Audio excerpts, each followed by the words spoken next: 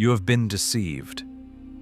From the very first day you opened a history textbook or saw a beautiful postcard with gondolas, we've been lied to about Venice our entire lives.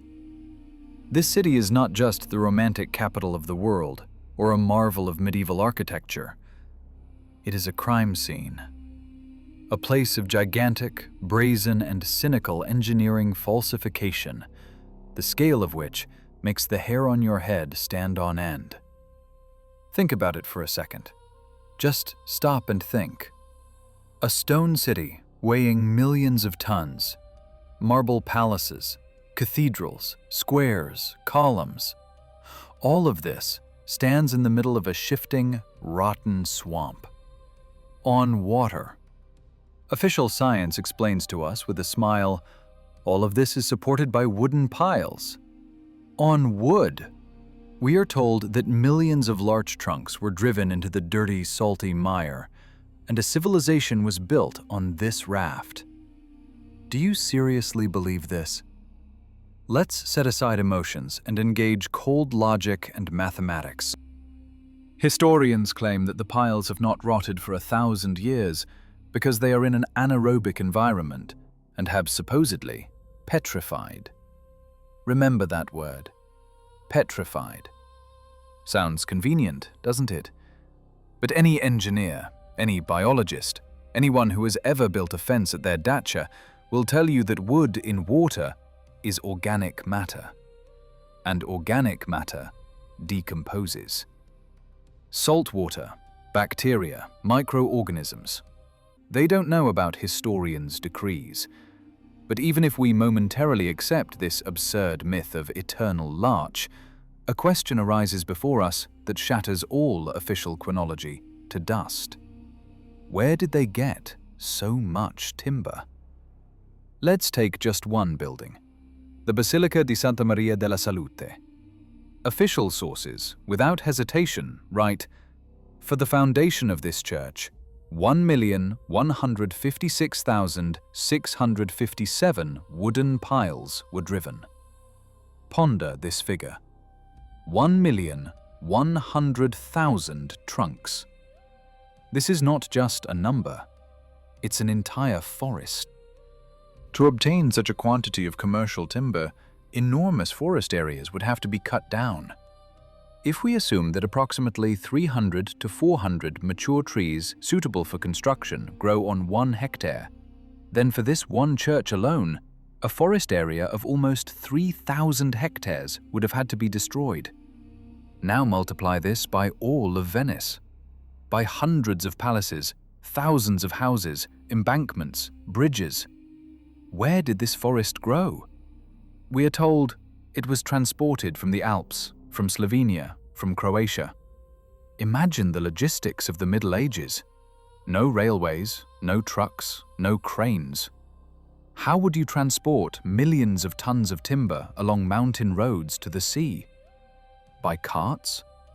One horse can pull a certain weight. How many horses would be needed? Thousands? Tens of thousands? What would they eat? Who organized this supply? This is not just a construction project. It's a logistical operation on the level of a modern global corporation. But we are told that it was done by semi-literate people in bast shoes, fleeing from barbarians. Let's go further. The pile driving technology. Have you ever seen how piles are driven today? Giant diesel hammers do this. And how was it done back then? Manually? With a pile driver? Let's assume so. Let's calculate. To drive one pile into viscous soil to the required depth manually, a team of strong men needs at least an hour, or even more, considering soil resistance and alignment. There are 24 hours in a day. Even if working around the clock, without sleep or food, one team would drive 24 piles. For 1 million piles, one team would need more than 114 years of continuous work. 114 years just for the foundation of one church. Were there thousands of teams working there? Where did they live? On rafts? Where did they go to the toilet? Where did they get food? Venice is a city that mathematically could not have been built by the methods and within the timelines we are given. They try to convince us that refugees from the Roman Empire, fleeing from the Huns, ran into a swamp and, having nothing better to do, built a marble metropolis there that has stood for 1,000 years. This is a lie. This is a blatant lie, covering up something far more terrible.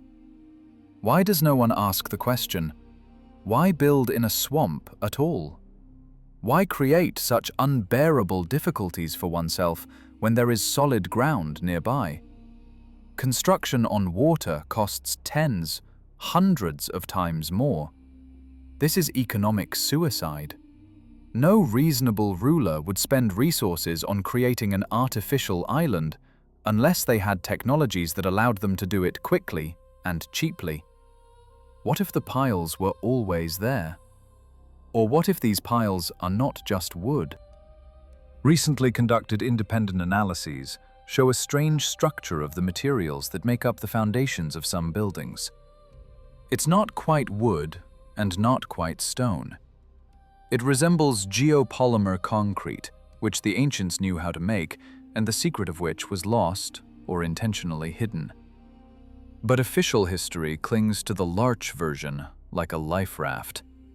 Because if it's admitted that Venice's foundation is high-tech, artificial stone, or the result of a completely different civilization's work, the entire house of cards of chronology will collapse. Look at old engravings and maps. Venice appears already complete in them. There are no images of giant construction sites where thousands of people are driving piles. The city simply stands, as if it surfaced or the water came to it. And this is where we get to the most interesting part, to a theory that is feared to be discussed in university departments. What if Venice was not built on water? What if Venice is an antediluvian city that stood on dry land, but as a result of a global catastrophe, that very flood or mudslide, the water level rose and the ground floors went underwater? This explains everything, both the absence of forests that no one cut down, and the absence of millions of slaves with hammers, and the strange doors that lead directly into the water. Have you noticed these doors?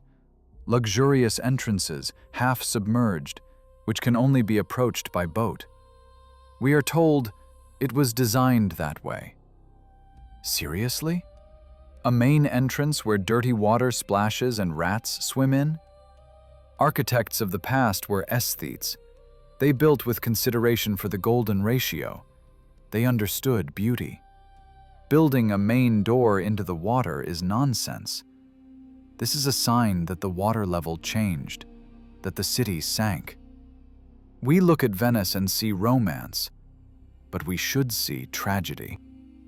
We see the consequences of a planetary-scale catastrophe that was hidden from us by inventing a fairy tale about hard-working Italians and magical larch. But this is only the tip of the iceberg. If you dig deeper into the engineering reports of the 19th and 20th centuries, when restorations were carried out, facts emerge that simply do not make sense. It turns out that under many buildings, there are no piles at all in the way we are told. There are slabs there. Huge, monolithic slabs, the origin of which cannot be determined. Who cast them? How were they delivered?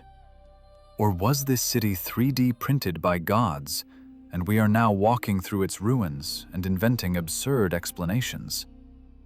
Look closely at the lower floors of Venetian palaces. Just open any photograph where the water's edge is visible and zoom in on the image. What do you see? You see windows that are half or even completely submerged under murky green water. You see doorways whose thresholds are licked by waves. They try to convince us that this was such a brilliant idea of past architects. Allegedly, the Venetians, these great masters, specifically built the ground floors so that they would be constantly flooded. We are told that these are water gates for boats, main entrances for guests. But allow me, any builder, even the most inexperienced, knows that water is the main enemy of stone and brick. Capillary moisture wicking destroys masonry in a matter of decades. Were ancient architects really so foolish that they designed palaces worth a fortune with a planned mechanism of self-destruction? Or is there something else hidden here?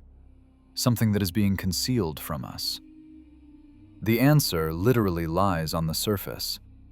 These buildings were not built on water. They were built on dry land. What we today call canals are former streets, ordinary paved roads on which people walked, carriages drove, and horses galloped. The Grand Canal is not a natural waterway. It is a wide central avenue of an ancient metropolis that turned out to be flooded. If this version is accepted, then all architectural absurdities instantly disappear. The windows of the ground floors become normal windows, through which sunlight entered the rooms, and not foul sludge. Doors become normal entrances from the street. Venice is a classic, textbook example of a city that experienced a catastrophic rise in water level, or a sudden subsidence of part of the continent. But official history refuses to acknowledge this, because then the chronology would have to be rewritten and the fact of a recent global cataclysm acknowledged. Let's talk about materials and logistics, which would make any engineer's brain boil. Venice is built not only of brick, but also of Istrian stone. This is a dense, incredibly heavy limestone that practically does not absorb water. It was transported from Istria, from the other side of the Adriatic. The distance by sea is hundreds of kilometers. Again, let's turn on the calculator. To build gigantic embankments and face hundreds of palaces, millions of tons of stone were required. Millions. Ponder the weight of a single block. This is not a brick that can be tossed in one's hand. These are multi-ton blocks. How were they loaded onto wooden medieval sailing ships? Did they have port cranes, hydraulics, or again, mythical thousands of slaves and ropes? Loading a multi-ton block onto a shaky vessel is an engineering task of the highest complexity, even today. A shift in the center of gravity by 10 centimeters, and the ship will capsize. And they transported this by millions of tons, without losses, in stormy conditions. This sounds like a fairy tale. But the most terrifying thing is not even the stone. The most terrifying thing is the sewage system.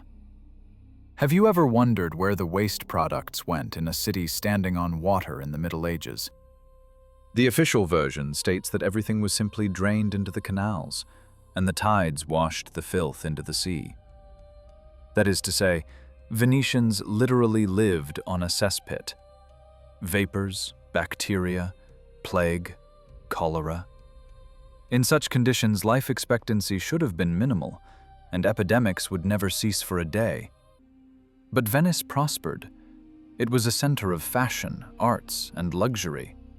The nobility walked in velvet, breathed the sea breeze, and did not pinch their noses from the stench of rotting sewage under their windows. This is impossible if the sewage system worked, as historians tell us. There are diagrams of ancient tunnels and collectors under Venice, about which guidebooks are silent.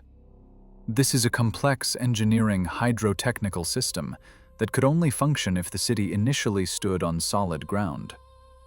When the water rose, the system was disrupted, and the city had to urgently adapt to new conditions for survival. Those very piles that we are told of the foundation, perhaps, were only an attempt to reinforce already existing buildings that began to subside in the waterlogged soil. This was not a grand construction from scratch, but a large-scale rescue operation, an attempt to preserve the remnants of a civilization that was sinking underwater before the eyes of astonished descendants. And here is another fact that shatters the official worldview. Drinking water. Venice has no natural sources of fresh water. Around it is a salty lagoon. Where did 200,000 inhabitants get their water? We are shown beautiful stone wells in the squares and told, these are cisterns for collecting rainwater. Allegedly, under each square, a huge reservoir filled with sand for filtration is dug. It sounds ingenious, but have you ever tried to supply a metropolis with rainwater? The consumption volumes are enormous. Drinking, cooking, washing, industrial needs of glassblowers and dyers. There is a lot of rain in Italy, but droughts occur regularly. To make the existence of a trading empire dependent on the whims of the weather is strategic suicide. No reasonable ruler would take such a risk when building a capital. Venetian wells are not just rain collectors. They are outlets of an incredibly complex, possibly artesian system, the technologies of which were lost or blocked by a catastrophe. Or they are remnants of the infrastructure from a time when the city was part of the mainland and had access to aqueducts. We see only the tip of the iceberg, decorated stone wellheads, and invent primitive explanations for their functions. Scientists love to attribute everything incomprehensible to rainwater collection or cult structures when they cannot explain the real technical purpose. Let's return to the soil. The geology of the lagoon is a layered cake of silt, clay, and sand.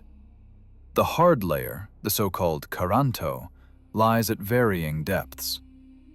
For a building to stand for centuries, the piles must rest on this hard layer. If the piles do not reach it, they hold by friction. These are friction piles. For heavy stone palaces, friction piles in soft silt are a guarantee of destruction. Buildings should have wandered, cracked, and tilted every year. Look at modern buildings on poor soils. They crack at the seams without a concrete slab. But Venice stands. Most vertical lines are perfect. How is this possible without geodesy, without precise calculation of loads, without reinforced concrete? We are told about petrified larch, but wood does not turn into stone at the snap of a finger. If it actually petrified, it would become brittle and crack from the slightest vibration. And wood only works as long as it is elastic. Here is a logical dead end. Either the piles there are not wooden, or the foundation is constructed completely differently from what they lie to us about in textbooks. Let's move away from the water and look at the walls. What is Venice built of? It is built of brick, of billions of fired clay bricks. And here begins a real production drama that historians prefer to ignore. To produce one high-quality brick that will last centuries in an aggressive marine environment, you need clay, sand, water, and, most importantly, fire. You need kilns. Giant industrial kilns, maintaining temperatures close to 1,000 degrees for a long time. Now ask yourself a simple question. Where were these brick factories located? In a wooden city, standing on piles in the middle of the sea? Lighting a giant fire in such conditions is madness. Any spark in the wind, and Venice would have burned to the ground even at the foundation stage. So, the bricks were transported. From where? From the mainland. Again, let's consider the logistics. One standard brick weighs about 4 kilograms. The construction of one modest 3-story palazzo requires approximately 500,000 bricks. That's 2,000 tons of cargo. For just one house. There are thousands of buildings in Venice. We are talking about tens, hundreds of millions of tons of fired clay. Imagine the flotilla that would have had to transport this. This is not a merchant fleet. It is a continuous conveyor of cargo barges that would have had to operate for centuries without stopping for a minute. Where are the remains of these barges? Where are the port cranes for unloading? Where are the documents for the purchase of such a colossal volume of fuel for the kilns? To fire such a quantity of clay, all the forests of Europe would have had to be burned twice over. But we are told that all of this happened by itself, quietly and unnoticed, by the hands of artisans. But there is a place in Venice that blows any modern engineer's mind even more than bricks. That is the arsenal. The Venetian arsenal. Officially, it is the first factory in the world. We are told that during its heyday, 16,000 people worked there, and they assembled one complete galley in one day. Think about it. One day, one warship. Even Henry Ford, with his assembly line in the 20th century, would have envied such productivity.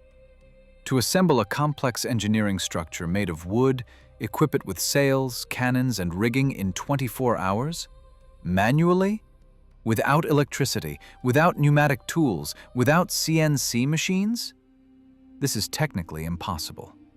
Either technologies unknown to us were used in the arsenal, or these ships were not built, but acquired ready-made from somewhere.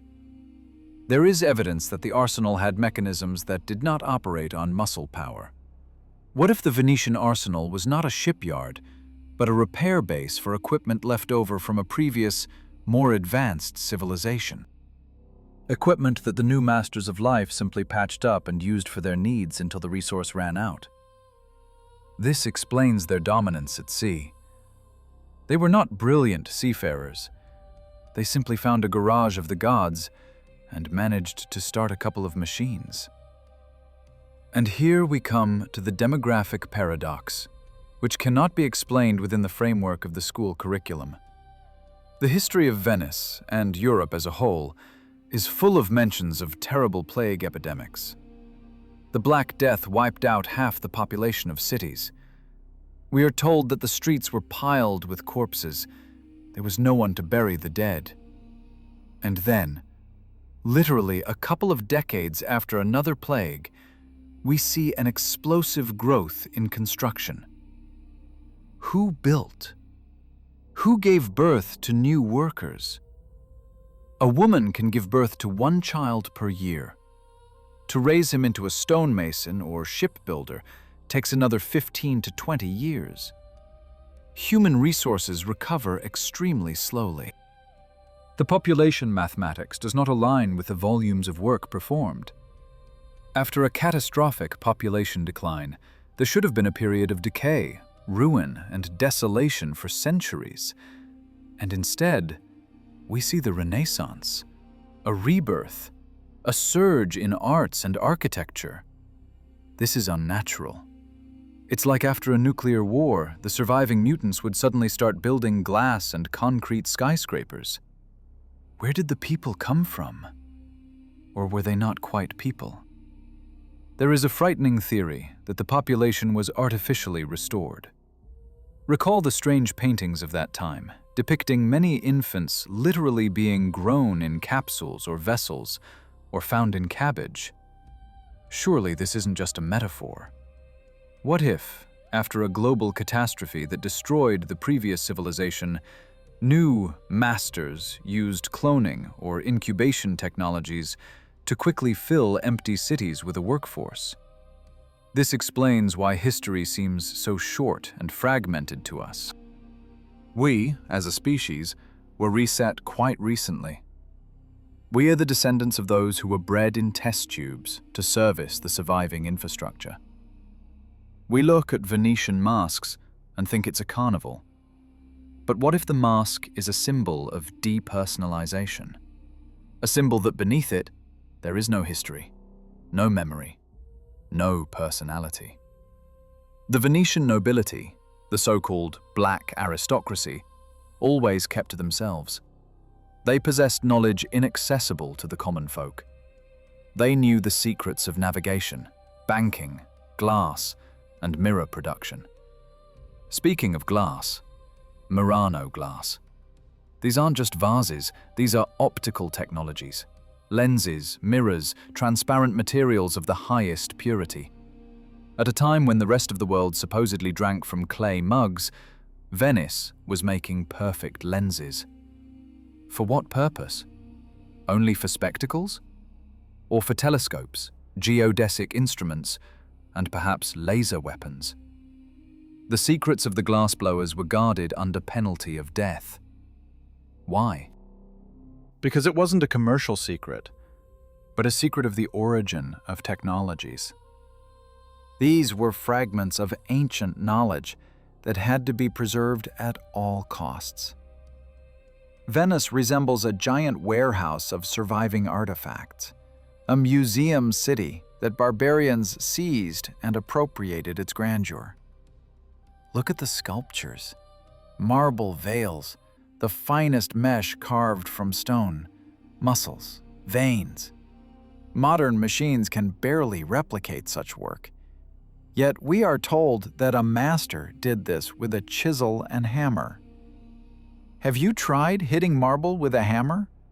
One wrong move, and everything shatters. To create a veil from stone by hand is impossible. It's either casting, or 3D milling, or the softening of stone by unknown radiation. But to admit this means admitting that we have degenerated, not evolved. Official history is a smokescreen. It is designed to conceal the fact that we live on the ruins of a world that was thousands of times more complex and advanced than ours. We are like children who found the control panel of a nuclear power plant and use it to crack nuts. Venice is that control panel, and it is slowly sinking, taking the truth with it. Or is it being sunk intentionally? After all, as long as these walls stand, we have proof of the lie. Once they go underwater, the evidence will literally be lost at sea. And no one will be able to prove that the piles don't rot, not because they are large, but because they are not wood at all. Remember how the Campanile collapsed in 1902? It didn't lean, it didn't slide. It folded inward, neatly, vertically, as if by controlled demolition, turning into a mountain of brick dust. Strange for a building that supposedly just deteriorated, isn't it? What if it was deliberately demolished? What if devices were found inside whose operating principle could not be explained or was intended to be hidden? After that, it was quickly rebuilt, as it was, but perhaps without its internal workings. We see only an empty shell, a cargo cult. We imitate the form, but have lost the essence. We ring bells where energy capable of levitating stones once hummed. And this principle of imitation is visible in everything. Look at the sculpture of the winged lion in the square. It is the symbol of Venice. Officially, it is a medieval bronze casting. But when the statue was sent for restoration and spectral analysis was performed, scientists were baffled.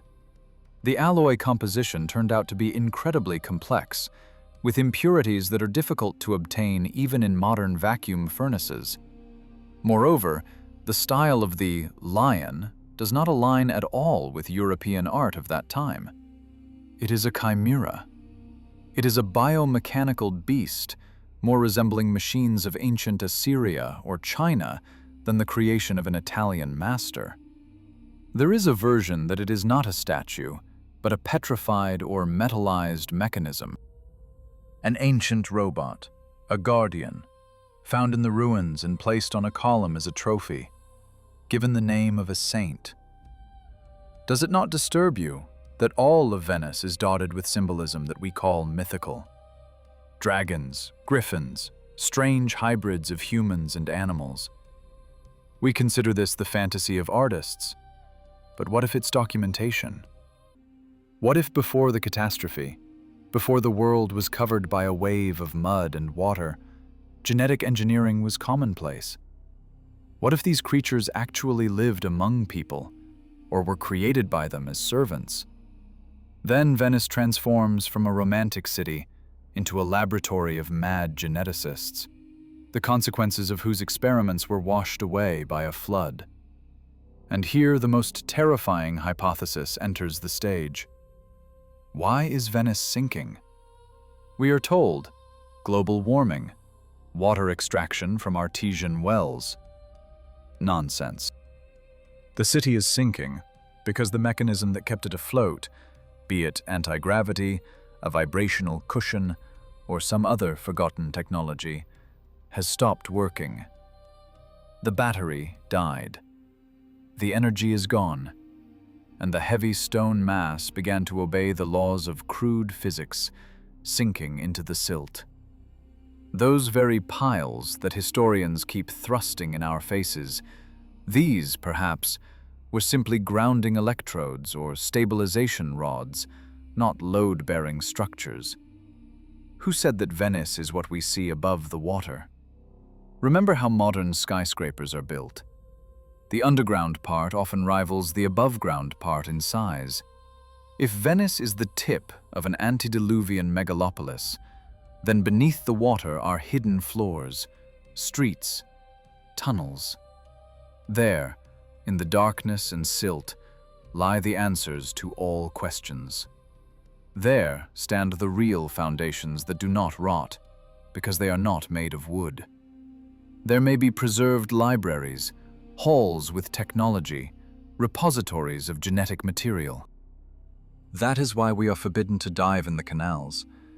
Not because of the dirt, and not because of boat traffic, but because any diver with a good flashlight could see something that would shatter official history in a second. They would see that the walls go down not 2 meters, but 20, 50, 100. That windows continue into the abyss, that the city does not stand on the bottom. It grows from the bottom, like a coral reef created by intelligent design. This thought sends shivers down one's spine. We live in a world of total lies. We have been convinced that we are the pinnacle of evolution, that we fly into space and created the iPhone. But we cannot even replicate the masonry that was supposedly done in Venice in the 13th century. We cannot create a brick that will lie in saltwater for 500 years and not crumble into sand. We have degenerated. We are savages who settled in an abandoned palace and burn parquet to keep warm. We look at Venice and think of Casanova's masquerades, but we should be thinking about who lived here before us. Who were these giants of thought, capable of turning a swamp into paradise? And where did they go? They were erased, destroyed, and their homes were populated by us, small, obedient people with short memories. We were given a false chronology, invented fairy tales about larch piles, about refugees from the Huns, about great spice trade. All so that we wouldn't ask the main question: whose city is this, really? And if they could build such a thing, then who destroyed their civilization? This enemy, this force that orchestrated a global reset, it hasn't gone anywhere. It's here. It observes us through tourists' cameras.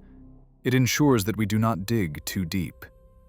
It ensures that restorers cement over seams made with unknown technologies and replace eternal stone with cheap, modern replacements. The replacement occurs every day. The original Venice disappears, dissolves, is replaced by papier-mâché. Soon only a postcard will remain of it, and then it will no longer be possible to prove the truth.